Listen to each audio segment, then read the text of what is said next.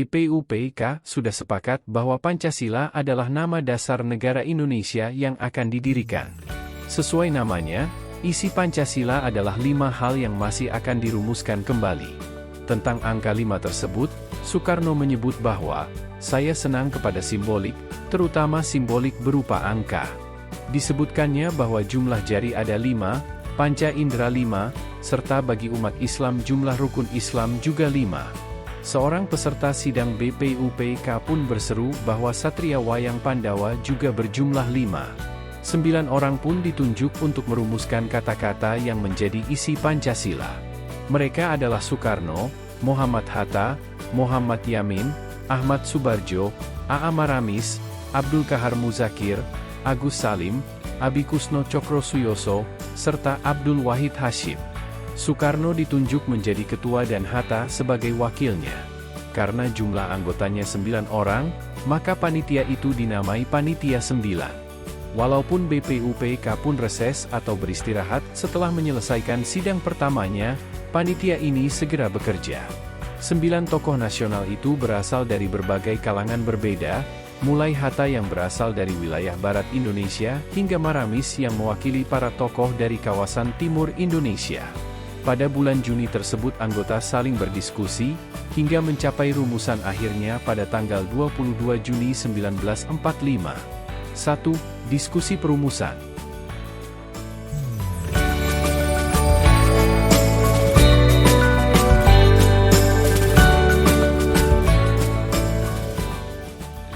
Perumusan Pancasila dilakukan melalui diskusi seru. Anggota Panitia 9 berbineka atau berlatar belakang dari berbagai kalangan berbeda. Mereka memiliki pendapat yang berbeda-beda pula. Mereka semua berdialog mempertemukan pendapat masing-masing, agar dapat membuat rumusan dasar negara yang kuat. Sebagian mereka menyampaikan pendapat dari pendekatan keagamaan. Sebagian yang lain menyampaikan pendapat dari pendekatan kebangsaan. Wahid Hashim dan beberapa anggota berpendapat bahwa negara Indonesia yang akan dibentuk harus berdasarkan agama. Tanpa didasarkan agama, negara akan rusak karena mengabaikan nilai ketuhanan. Karena itu, Indonesia tidak boleh menjadi negara sekuler atau negara yang mengabaikan nilai ketuhanan. Soekarno, Hatta, dan beberapa anggota lain mengingatkan bahwa negara Indonesia sebaiknya tidak berdasarkan keagamaan. Kalau negara Indonesia berdasar agama, dasar agamanya tentu Islam karena sebagian besar penduduk beragama Islam. Kelompok penganut kebangsaan khawatir hal itu akan membuat umat lain merasa tidak nyaman. Semua sependapat bahwa nilai ketuhanan sangat penting untuk menjadi bagian dasar negara Indonesia.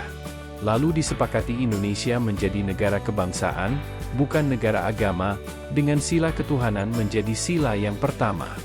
2. Kesepakatan Piagam Jakarta.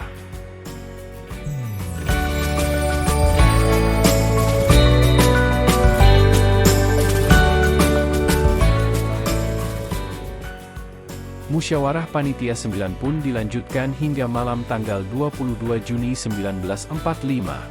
Semua perlu menyepakati urutan dan rumusan 5 sila. Semula Soekarno mengusulkan sila kebangsaan, kemanusiaan, demokrasi, kesejahteraan, dan ketuhanan. Panitia 9 sepakat mengubah urutan itu dan membuat rumusannya. Ketuhanan dijadikan sila pertama. Kemanusiaan tetap menjadi sila kedua. Persatuan yang mencakup kebangsaan menjadi sila ketiga. Kerakyatan yang mencakup musyawarah atau demokrasi menjadi sila keempat.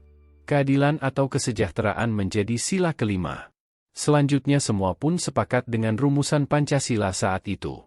Ketuhanan, dengan kewajiban menjalankan syariat Islam bagi pemeluk-pemeluknya. Kemanusiaan yang adil dan beradab, persatuan Indonesia. Kerakyatan yang dipimpin oleh hikmat kebijaksanaan dalam permusyawaratan, perwakilan. Keadilan sosial bagi seluruh rakyat Indonesia. Rumusan Pancasila itu dimasukkan ke dalam naskah mukadimah atau pembukaan dasar hukum tertulis negara. Yamin memberi nama naskah itu Piagam Jakarta atau Jakarta Charter. Rancangan dasar negara berhasil diselesaikan di rumah Soekarno di Jakarta. Bangsa Indonesia kini punya pondasi kuat untuk mendirikan negara.